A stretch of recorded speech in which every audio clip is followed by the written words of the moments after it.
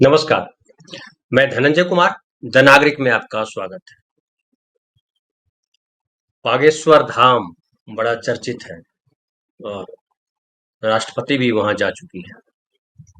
प्रधानमंत्री ने किसी परियोजना का उद्घाटन किया था बागेश्वर धाम का।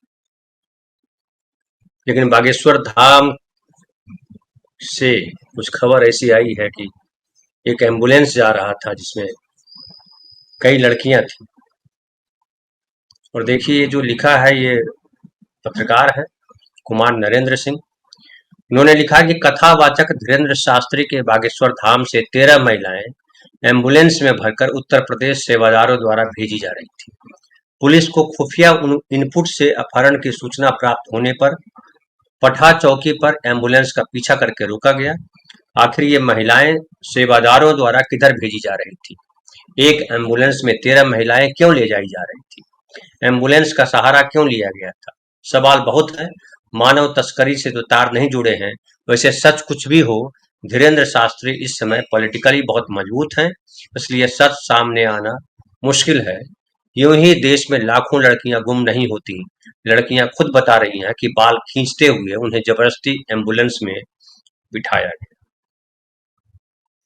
हालांकि इसके बाद जो है एक प्रेस नोट जारी किया बागेश्वर धाम, और प्रेस नोट में जो है देखिए, दैनिक भास्कर की मैं का स्लाइड मैंने लगाया हुआ है। मैं आपको प्रेस नोट में क्या कहा है, दैनिक भास्कर ने उसको छापा है, वो मैं आपके सामने रख रहा हूँ। फिर आगे इस पर हम बात करेंगे। उसमें कहा गया है कि छतरपुर में बागेश्वर धाम से 54 लोगों को उनके घर वापस भेज दिया। ये 13 लड़कियों का जिक्र है, इसमें 54 बता रहे हैं। और बता रहे हैं कि इन लोगों पर संदिग्ध गतिविधियों में शामिल होने और अपनी पहचान छुपाकर रखने के आरोप है। और ये भी बताया जा रहा है इसमें कि सोमवार मंगलवार के दरमियानी रात लवकुश नगर थाना क्षेत्र की पठा चौकी के पास पुलिस ने, जो हमारे साथी नरेंद्र बता रहे थे, एक एम्बुलेंस में 13 महिलाओं को ले जाते हुए पकड़ा था।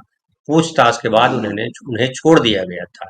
इसके बाद एक वीडियो सामने आया था जिसमें महिलाओं ने बागेश्वर धाम समिति पर मारपीट और बिना जानकारी के ले जाने के आरोप लगाए थे। मैं वीडियो दिखाऊंगा। अब वहां से जो स्पष्टीकरण आया है, बुधवार को एक प्रेस नोट जारी किया, उसमें कहा गया कि असामाजिक तत्व यहां आकर अवैध गतिविधियां चला रहे थे। ऐसे लोगों की संदेहास्पद गतिविधियों के कारण उन्हें हिदायत दी गई कि वे अपने घर चले जाएं।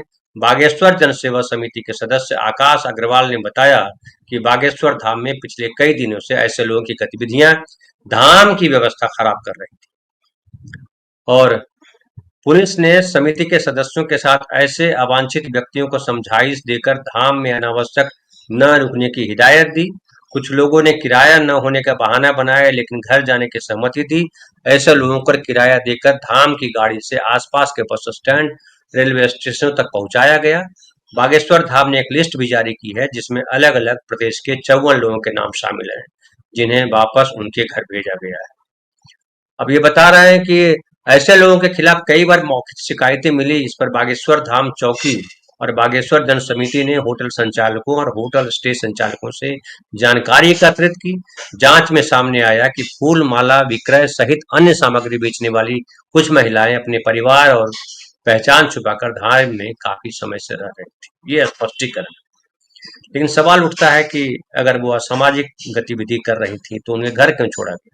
उन्हें पुलिस में क्यों नहीं भर्ती, पुलिस में क्यों नहीं दिया गया? पुलिस ने उनको अरेस्ट किया तो उनको अरेस्ट क्यों नहीं किया और उनके खिलाफ मुकदमा क्यों नहीं चलाया?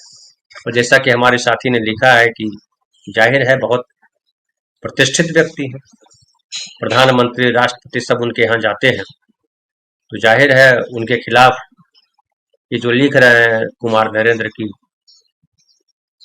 सच कुछ भी हो, धीरेन्द्र शास्त्री इस समय पॉलिटिकली बहुत मजबूत हैं, इसलिए सच सामने आना मुश्किल है। यूं ही देश में लाखों लड़कियां गुम नहीं होती। लड़कियां खुद बता रही हैं कि बाल खींचते हुए उन्हें जबरदस्ती एम्बुलेंस में बिठाया गया। उसके अलावा मैं आपको वीडियो दिखाता हूँ। वीडियो में ये भी है कि जो महिलाएं ले जा रही हैं, कुछ महिलाएं हैं जो सेवादार के तौर पर प्रेजेंट हुई हैं। उनके चेहरे, उनके ललाट पे जो है त्रिपुंड लगाया हुआ है और उस पर राम लिखा हुआ है, मतलब चंदन लगाया हुआ और राम लिखा हुआ है। वो कुछ नहीं बोल रही। उनसे सवाल किया जा रहा है कि भाई कौन है, कहाँ ले जा रहे हैं? लड़कियां कह रही मुझे नहीं पता।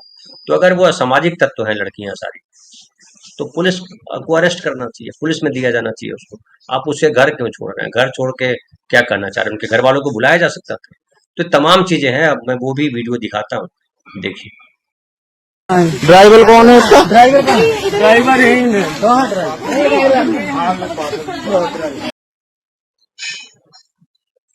कौन है ड्राइवर? कौन है ड्राइवर? कहाँ लेके जा रहे थे? सर वो खलूदादा से आप बात कर लीजिए। राम किससे? से महोबा के लिए बोला था इन लोगों को टहल। किसने बोला था? खलूदादा जी है पन्ना के बागेश्वर धाम की समिति की। नहीं तो बागेश्वर धाम समिति के अगर है तो तुम जबरदस्ती किसी को बैठा के ले जाओगे? हैं? ये क्या लोग बता रहे हैं? मेरे बाल पकड़ के कितने बार पकड़े आपके? मिनी कौन है? मिनी कौन है?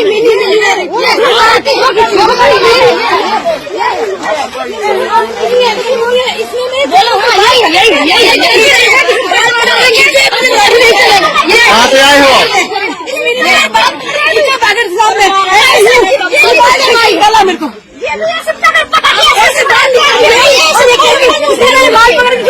कहाँ से आए हो आप लोग? कहाँ की हो? नहीं हो कहाँ के?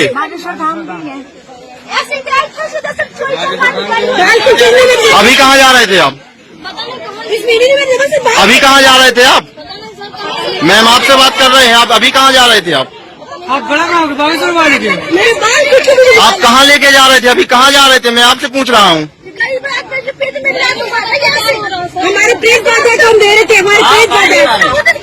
कोई जवाब क्यों नहीं दे रहे मैडम आप? मेरा बाल पकड़ पकड़ के निकाला इसने, बाल छूट के। आप इनको पहचानती हैं? मिनी मिनी है, मिनी है। आप कहाँ जा रही थी? अरे जबरदस्ती ये लोग हमको गाड़ी में बैठा के पता नहीं कहाँ ले जा रहे थे। आप गाड़ी में क्यों बैठे थे?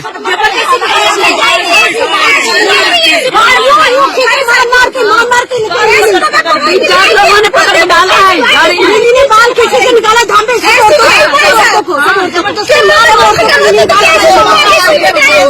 क्या मचा रखा है आप लोगों ने? वहाँ पे क्या मचा रखा है आप लोगों ने बागेश्वर धाम में? मिनी सब औरतों को मारती ज्यादा औरतों को मारती हुआ है। मैं जबरदस्ती जान से मारने की कोशिश कर रही है, सबको जान से मरवा रही है, ये काट डालेंगी। लोगों को कोई विश्वास नहीं है। गाड़ी में जबरदस्ती आप कोई जवाब क्यों नहीं दे रही हैं? आप कहाँ ले जा रही थी? आप क्यों नहीं कोई जवाब दे रही हैं? भगवान ने भी साथ नहीं दिया हमारा।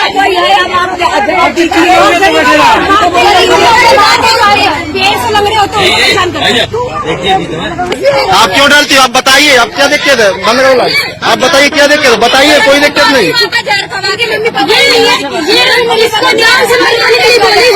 जान से मार देगी, ये बोली गोली गोली काट के फेंक देंगे। बोलिए, आप डरिए नहीं, कोई दिक्कत नहीं। बोलिए, आप सेफ हो? यहाँ पे पुलिस है, कोई दिक्कत नहीं। इतना प्यार उससे बोलने दो। हाँ बोलिए। माँ बाप कोई नहीं चाहता था, तुम मार डालते तो हमारे मेरे दीदिया पापा के साथ हमें बच्चा जमीन नहीं देगी तो मार डालेंगे। तो अभी कहाँ जा रही थी आप? एक मिनट रुकिए, अभी कहाँ जा रही थी आप? तुम्हें पता नहीं है? जब वो बता रही, पता नहीं आप कहाँ ले जा रहे थे इनको? बताइए आप। क्यों इस स्थान को बदनाम करते हो आप लोग?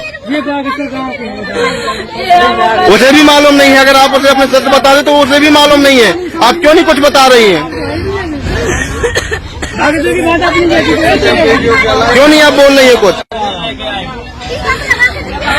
लेकर आई तो उसको तो छोड़ देती, इसको लेकर आई उसको तो छोड़ देती, उसको तो न बिठा देती। वो इतनी भयभीत लड़की है, वो कुछ बोल नहीं पा रही है। उसे खुद पता नहीं कि कहाँ जा रही है। कहाँ जाना है आपको? अभी कहाँ जा रहे थे आप?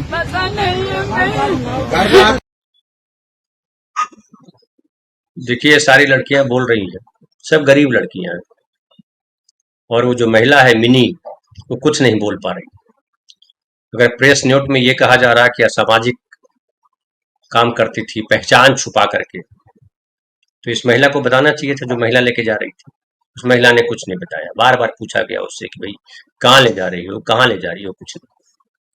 और ये जो लड़कियां हैं, जो आपने वीडियो में देखा, वो सब गरीब घर की लड़कियां हैं। उनकी आवाज कौन सुनेगा? इस देश में जो है एलओपी की आवाज दबा दी जाती है, राहुल गांधी की आवाज दबा दी जाती है, एमपी, एमएलए, इन सब की, आईपीएस, आईएएस की आवाज दबा दी जाती है। इन लड़कियों की आवाज कौन सुनेगा? और इस पर बिल्कुल जांच होनी चाहिए। खाली प्रेस नोट से काम नहीं चलना चाहिए। सवाल उठता है कि अगर आपने जो है, आपको लग रहा था कि ये असामाजिक तत्व है और अवैध अवैध गतिविधियां चला रहे थे, तो आप इनको जो है हिदायत देकर के क्यों अपने घर भेजेंगे? आप उनको पुलिस स्टेशन में ले जाइए, पुलिस को बुलाइए, पुलिस जांच करेगी और कौन सही है कौन। लेकिन पुलिस ने अरेस्ट किया, उनको पुलिस ने रोका, रोकने के बाद तमाम चीजें हुई जो आपने वीडियो में देखा। पुलिस वाले शायद सवाल कर रहे थे, और उसके बाद समझाइश देकर धाम में अनावश्यक न रुकने की हिदायत दी थी। तो इस तरह की चीजें जो है वो संदेह पैदा करती है। और संदेह, हम ये नहीं कह रहे हैं कि बागेश्वर धाम का सच क्या है, हमें नहीं पता ही। लेकिन जो वीडियो में दिख रहा है और जो उनका प्रेस नोट है, वो दोनों से पता लगता है कि जो कह रहे हैं और जो दिख रहा है उसमें अंतर है। अगर वो असामाजिक तत्व हैं तो उनको समझा के घर कैसे भेजें? फिर तो मुकदमा दर्ज होगा। हो सकता है 54, अभी तो उसमें ज्यादा लोग हो, ढेर सारे लोग हो सकते हैं। और क्या असामाजिक तत्व? असामाजिक तत्व बोलना आजकल फैशन हो गया है। कोई बकरी ले जा रहा है या गाय ले जा रहा है, जो बेच करके, या बछड़े ले जा रहा है, तो उसको बीएचपी वाले, हिंदू परिषद वाले और कौन कौन जो लोग हैं वो उसको पकड़ के मार मार के मार देते हैं।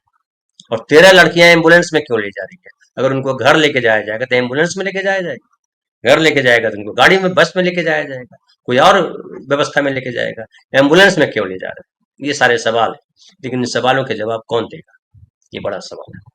मैं तो यही कहता हूँ कि भैया, इस धंधे से आप खुद हटिए। ये धर्म जो है, धर्म का पाखंड जो है वो इतना बढ़ गया है, और खास करके जब से ये पिछले 25-30 सालों से इतने बाबा पैदा हो गया इस देश में, इसलिए लगता है बाबा ही देश चला रहा है। और बाबाओं का देश है ये, किसानों का देश अब रहा नहीं। किसान तो सब जो है वो बेईमान है, किसान जो है मजे ले रहे हैं। ऐसा यही करते हैं, ऐसी अफवाहें फैलाते हैं, ऐसा दोहराते हैं बार बार इन चीजों को, और ये बाबाओं को जो है चरण चूमते हैं। किसानों के साथ राष्ट्रपति, प्रधानमंत्री की मुलाकात नहीं होती। किसान जहां धरना दे करके बैठे थे, वहां प्रधानमंत्री नहीं गए, कोई मंत्री नहीं गए, राष्ट्रपति नहीं गई। लेकिन ऐसे बाबाओं के यहाँ राष्ट्रपति भी जाती हैं, प्रधानमंत्री भी जाते हैं, और तमाम धंधे। तो और क्या पक्ष क्या विपक्ष?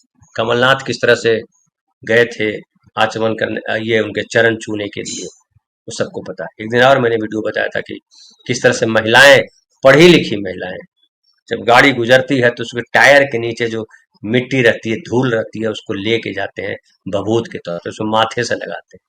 क्या है ये? धर्म नहीं है, ये आस्था नहीं है, या पाखंड है और मूर्खता है। अब इसका क्या उपाय है? इसका उपाय संविधान में था, लेकिन हमारी सरकारें जो है इसी धंधे में लगी है। सरकार खुद जो है इसमें बढ़ चढ़ करके भाग ले रही है, और जहां भाग लेना चाहिए था सरकार को, वहां सरकार गायब दिखाई पड़ती है। पहलगांव में सरकार नहीं थी। पहलगांव में जब आतंकी आए 4 और मार गए 26 लोगों को, वहां सरकार नहीं थी।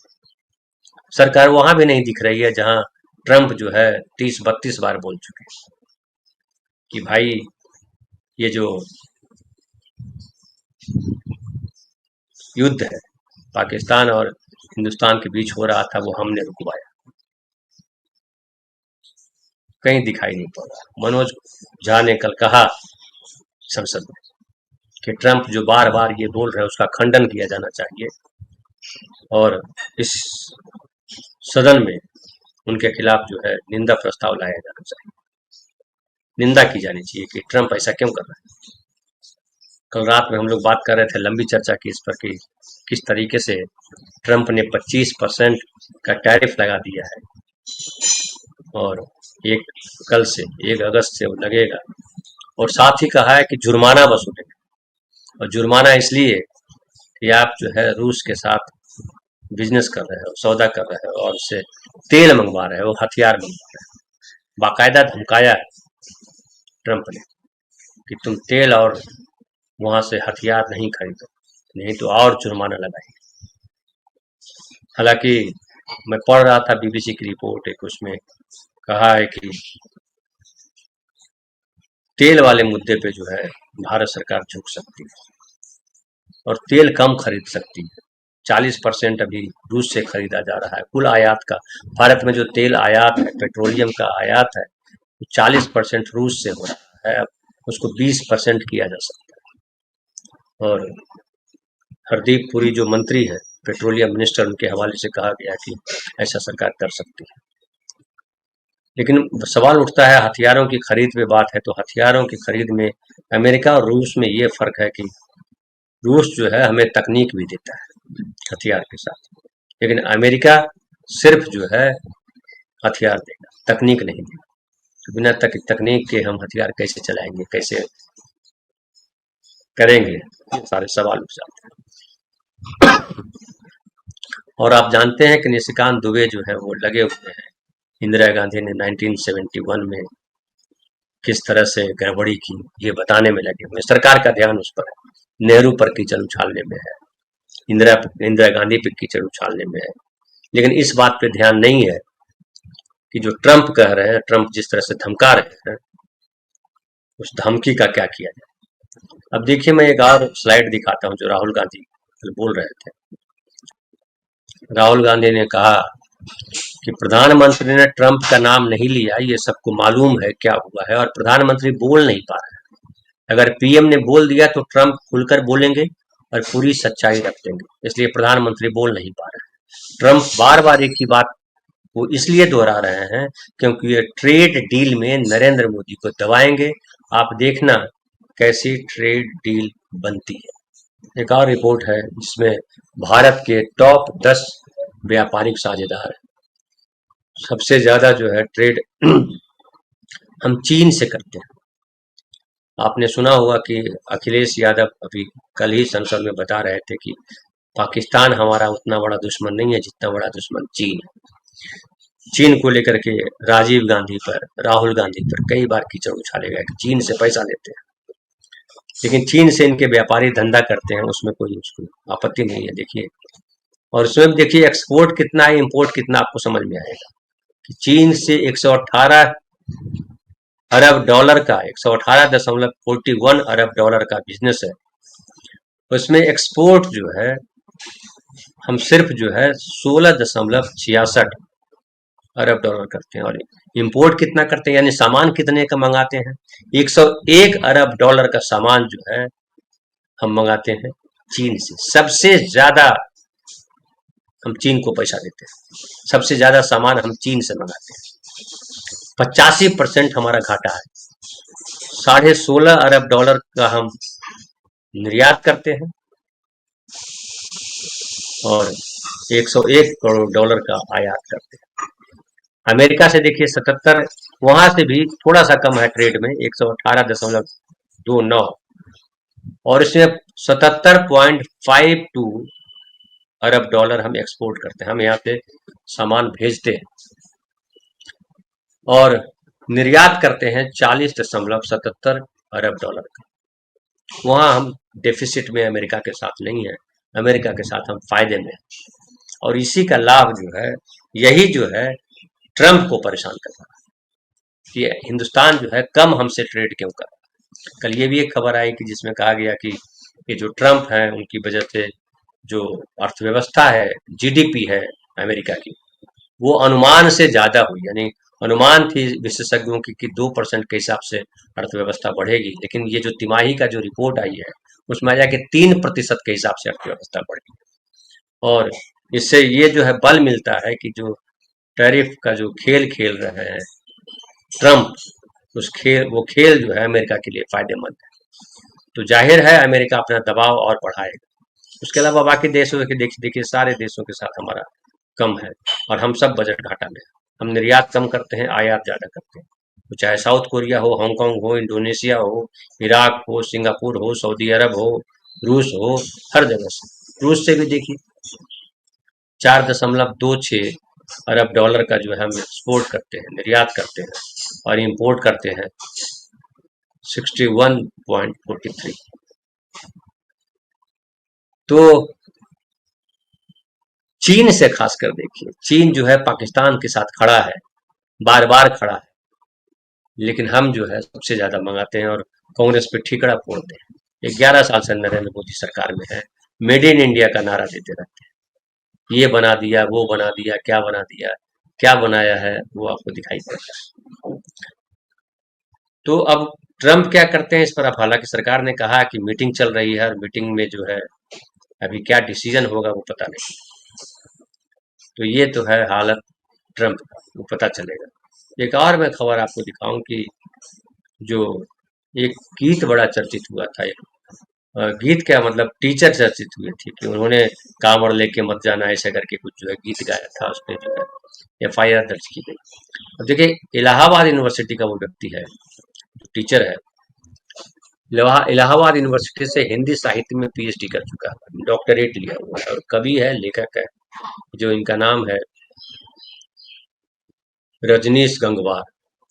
और रजनीश गंगवार जो है अखिल भारतीय विद्यार्थी परिषद के नगर अध्यक्ष रह चुके हैं, और बरेली शहर जो है उत्तर प्रदेश में, वहां से 50 किलोमीटर के दूरी पे पहेड़ी कस्बा है, और वहां पे जो है Mahatma Gandhi memorial inter college है, और यहाँ वहां और आसपास के 1800 बच्चे पढ़ते हैं, 1800 बच्चे पढ़ते हैं।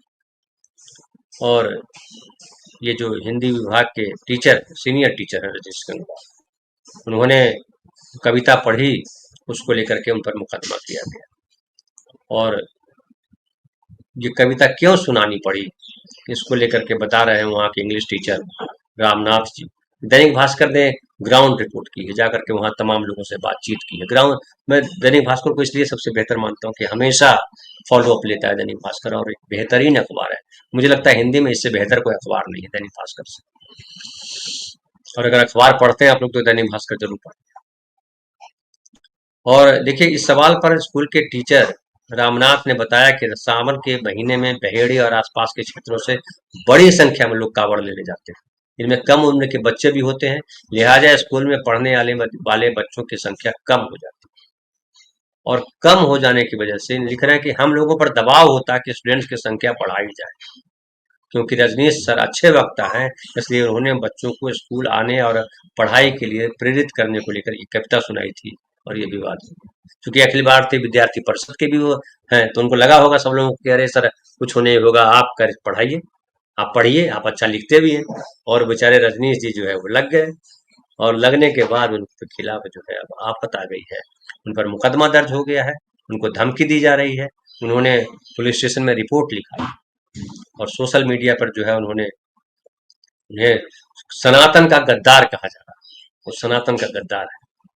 और लोग उनके लिए मास्टर को जूते से मारने वाले को 1200 रुपए के इनाम देने जैसी बातें लिखने लगे। विरोध यही नहीं थमा, बरेली में बीएचपी और महाकाल सेवा समिति जैसे हिंदू संगठन के लोगों ने कविता को धर्म विरोधी बताया। उन्होंने पहले रजनीश का पुतला फेंका, फिर स्कूल से निकालने की मांग करते हुए उनके खिलाफ एफआईआर दर्ज करवाई। लेकिन जो 1800 बच्चे जो पढ़ते हैं, हालांकि ये भी बता रहे हैं रिपोर्टर की वहाँ ज्यादातर बच्चों ने कहा कि साहब सर अच्छे, सर कोई गलत बात नहीं बताते, और जो उन पर मुकदमा किया गया है वो गलत किया गया। लेकिन उन 1800 बच्चों के अगर पेरेंट्स आकर के खड़े हो जाते और कहते कि ये कौन है ठेकेदार जो हिंदू धर्म की ठेकेदारी लेके बैठा है, तो ये स्थिति नहीं आती। लेकिन 1800 में से 1200 अगर अपने बच्चों को कावड़ के लिए भेज देंगे तो वही चाहते हैं स्कूल बंद हो जाए। बताया जा रहा है, आप जानते हैं कि उत्तर प्रदेश में ढेर सारे स्कूल बंद किए जा रहे हैं, मर्जर हो रहा है, जहाँ कम बच्चे हैं वहां से बच्चे हटा के दूसरे स्कूलों में भेजे जा रहे हैं। एक कल वीडियो मैं देख रहा था, उसमें जो दलित समाज के लोग थे वो बता रहे थे कि हमारे यहाँ के स्कूल को बंद कर दिया गया, और बगल में जो है कुछ किलोमीटर दूर पर जो सवर्णों का गांव, जहाँ सवर्णों का गांव है, वहाँ के स्कूल में मर्ज कर दिया गया। और महिला बता रही थी कि ये लोग चाहते हैं कि सवर्ण तो पढ़ें, लेकिन जो दलित हैं, पासी कास्ट बता रही थी कि पासी के बच्चे न पढ़े, ये लोग चाहते हैं। लेकिन जो 1800 बच्चे जो पढ़ने आते हैं उस महात्मा गांधी इंटर कॉलेज में, वो 1800 के में ज़्यादातर अगर परिवारों के बच्चे कांवड़ में जा रहे हैं, जो बताया जा रहा है कि संख्या कम हो जाती है, मतलब कांवड़ में तो अपने माता पिता की मर्जी से भेजे जा रहे हैं, तो जो अपने बच्चों को नहीं भेज रहे हैं कांवड़ यात्रा, उनको लगता है कि हमारे बच्चों के लिए पढ़ाई जरूरी है, उनको सामने आना चाहिए और काउंटर फाइल करना चाहिए केस उन पर, बीएसपी वालों पर कि ये गुंडागर्दी कर रहे हैं। लेकिन नहीं करेंगे क्योंकि सबको डर लगता है। बागेश्वर धाम वाला वीडियो हमने आपको दिखाई दिया, 54 लोगों के परिवार वाले सामने आते और कहते कि किस आधार पे आप असामाजिक तत्व बता रहे हैं, नहीं आएंगे। और अब जो है, और वही लोग कहेंगे कि कांग्रेस पार्टी क्या करती है, वही लोग कहेंगे कि ये बीजेपी सही कर रही है, मुसलमानों के चूड़ी टाइट कर रही है। लेकिन मुसलमानों के चूड़ी टाइट टाइट करते करते अब इनके गले का फंदा टाइट होने लगा है, वो दिखाई नहीं पड़ रहा है। अब देखिए, रजनीश कहते हैं कि इस पूरे घटनाक्रम से रजनीश और उनका परिवार परेशान है। हालांकि ये भी अखिल भारतीय विद्यार्थी परिषद में थे, कल तक जब तक इन पर केस नहीं हुआ था तब तक ये भी गीत गा रहे होंगे, मुसलमानों को ठीक किया जा रहा है। अखिल भारतीय विद्यार्थी परिषद जो है छात्र संगठन है और इन्हीं का छात्र संगठन है। अब जो है ये परेशान है और कह रहे हैं कि लगातार धमकियां मिलने के बाद पुलिस से सुरक्षा की मांग की है। हालांकि स्कूल के बच्चे रजनीश को गलत नहीं मानते, उनका कहना है कि सर की कविता में एक भी शब्द धर्म विरोधी नहीं था, उल्टा वो हमें पढ़ाई को लेकर गंभीर रहने की नसीहत दे रहे थे। कांवड़ लाने से डीएमएसपी नहीं बनते, उन्हें जबरदस्ती विवाद में घसीटा जा रहा है। अब कांवड़ लाने से डीएमएसपी नहीं बनते हैं, ये जो बच्चे कह रहे हैं, उनके माँ बाप क्या कह रहे हैं, उनको सामने आना चाहिए उनके कुछ टीचर के समर्थन में, लेकिन नहीं आए, क्योंकि उनको भी भगवान से डर लगता है। उनको भी लगता है कि हम हिंदू नहीं रहेंगे या यही हिंदू होना है, कावड़ होना हिंदू है। तो मोदी जी को भी कावड़ लेके जाना चाहिए था। ये दिखाया जाता है कि मोदी जी कावड़ लेके जा रहे हैं, अमित शाह कावड़ लेके जा रहे हैं, वो आदित्यनाथ जी कावड़ लेकर के जा रहे हैं। ये लोग लीड करते हैं, जिससे रैली होती है, किसी जगह मार्च करते हैं नेताजी, तो नेताजी को लीड करना चाहिए था कि देखिए हम सब कावड़ लेकर के जा रहे हैं। तमाम जो है वहाँ के मंत्री हैं उत्तर प्रदेश के, उनको निकलना चाहिए था। तो उत्तराखंड के जो चीफ मिनिस्टर है, उनको भी कावड़ लेकर के जाना चाहिए था पूरे मंत्रिमंडल के साथ कि देखिए हम जल चढ़ा रहे हैं, और संविधान की धज्जियां उड़ाना चाहिए था। संविधान की धज्जियां तो लोग रोज उड़ाते हैं, तो आज भी उड़ाना चाहिए था, क्या दिक्कत थी। क्योंकि जो बच्चे कह रहे हैं कि कांवड़ ले जाने से डीएमएसपी नहीं बने, उन पर मुकदमा कर देना चाहिए था कि चुप रहो, डीएमएसपी सब बनते ही हैं कांवड़ ले जाने से। अब वही उन्हीं बच्चों को देखिएगा किसी दिन ये भी आ जाए, उन्हीं के बच्चों को नौकरी दी जाएगी। आप बताइए कि कांवड़ यात्रा में जाते हैं कि नहीं जाते हैं, अमरनाथ गए कि नहीं गए, बनारस गए कि नहीं गए, 4 धाम की यात्रा की कि नहीं की, ये सब योग्यता में दर्ज हो जाएगा। बढ़िया है, दर्ज कराइए योग्यता में और बनिए डीएमएसपी। तो बहरहाल देश की जो हालत है वो भयावह है, लेकिन थेथरई में कोई जीत नहीं सकता है। और जिस तरह से बिहार में चल रहा है एसआईआर, और बिहार में क्या चल रहा है पूरे देश में चलेगा। कल ये भी मैं खबर देख रहा था कि जो गणेश कुमार गुप्ता जी है, उनकी बेटी का की पोस्टिंग जो है कलेक्टर के तौर पे की गई है नोएडा। कई लोग कह रहे हैं कि कलेक्टर के तो क्या है, तो आईपीएस आईएएस हैं, लेकिन ढेर सारे हैं जो सेंटिंग पोस्ट में रखते हैं, दूसरी जगहों पे काम करते हैं। सब आईएएस, सारे जो आईएएस बन के आते हैं निकलते हैं, उनको कलेक्टर नहीं बना दिया जाता है। तो बहुत सारी चीजें हैं, अब क्या कहा जाए। कहना का काम। बरसाती लाल वर्मा जी कह रहे हैं गंगवार कुर्मी को लगा कि चड्डी गैंग की शरण में जाने से सनातनी बन जाएंगे और शूद्र पद से छुटकारा मिल जाएगा। सही कह रहे हैं। तो ये हालत है हमारे देश की, और ये हम आप अगर नहीं बोलेंगे तो ये चुप्पी बहुत भारी पड़ेगी। ये गुंडे जो हैं बहुत कम संख्या में होते हैं, इतने सारे सांसद हैं, उसमें से एक निशिकांत दुबे, संबित पात्रा, कुछ लोग जो है बोलते हैं जो गंदी भाषा का इस्तेमाल करते हैं। बाकी सांसद भी, नितिन गडकरी भी हैं। नितिन गडकरी का वो वीडियो वायरल हो गया है, आपको लोगों ने देखा होगा, जब प्रधानमंत्री महान भाषण दे, ऐतिहासिक भाषण दे करके निकल रहे थे। वो ऐतिहासिक भाषण, आज तक के इतिहास में, भारत के इतिहास में ऐसा कोई भाषण संसद में हुआ नहीं था, और इसको संजो करके रखना चाहिए आर्काइव में, बल्कि बाकायदा जो इसको दूरदर्शन पे टुकड़े में आधा आधे घंटे का दिखाया जाना चाहिए। एक बार 2 घंटे का दिखा दीजिए, एक बार आधे 1.5 घंटे का दिखा दीजिए, और स्कूलों में पढ़ाया जाना चाहिए बाकायदा इस भाषण, इतना ऐतिहासिक है। और हमारे बच्चे पढ़ेंगे, क्योंकि जो पढ़ाया जाएगा नहीं पढ़ेंगे वो एनसीईआरटी में, तो वो जो है गड़बड़ हो जाएगा। अब देखिए एक और महिला सांसद बीजेपी की बोल रही थी कि सिकंदर को 17 बार पोरस ने हराया। देखिए लोग इतिहासकार बता रहे हैं कि दोनों में एक ही बार युद्ध हुआ था, पोरस उसमें हार गए थे। पोरस से सवाल किया सिकंदर ने कि क्या तुम्हारे साथ सलूक किया जाए, तो पोरस ने कहा कि वही जो एक राजा दूसरे राजा के साथ करता है। और उसके बाद कहा जाता है कि सिकंदर ने पूरा राज्य लौटा दिया। तो ये चीजें जो है, जो व्हाट्सएप यूनिवर्सिटी भर केवल नहीं है, व्हाट्सएप यूनिवर्सिटी में कल जो था एनसीईआरटी की किताबों में लाया जा रहा है, और वो संसद में पढ़ा जा रहा है, पढ़ा जा रहा है, डॉक्यूमेंट के तौर पर पेश किया जा रहा है। लोकसभा अध्यक्ष अक्सर विपक्ष के नेताओं, खास करके राहुल गांधी जब कुछ बोल रहे होते हैं, गौरव गोगोई कुछ बोल रहे होते हैं, हुड्डा कुछ बोल रहे होते हैं, कांग्रेस के नेता जब कुछ बोल रहे होते हैं, तो बिरला साहब कहते हैं कि इसका तथ्य है, तथ्य दोगे, लेकिन सरेआम झूठ बोला जाता है इतिहास के साथ, तब नहीं कुछ बोलते हैं, चुपचाप मंत्र मुग्ध सुनते हैं, और वो डॉक्यूमेंट के तौर पर दर्ज हो जाता है। लेकिन चलिए ये भी सही है, दर्ज हो जाते हैं तो इतिहास जब लिखा जाएगा तो कितने ज्ञानी लोग थे 11 साल जो शासन किया अभी, और पता नहीं कितना साल शासन करें। वो तो कह रहे हैं 20 साल, अमित शाह जी कह रहे हैं 20 साल अभी और रहेंगे विपक्ष में। बहुत बहुत धन्यवाद, मिलते हैं फिर।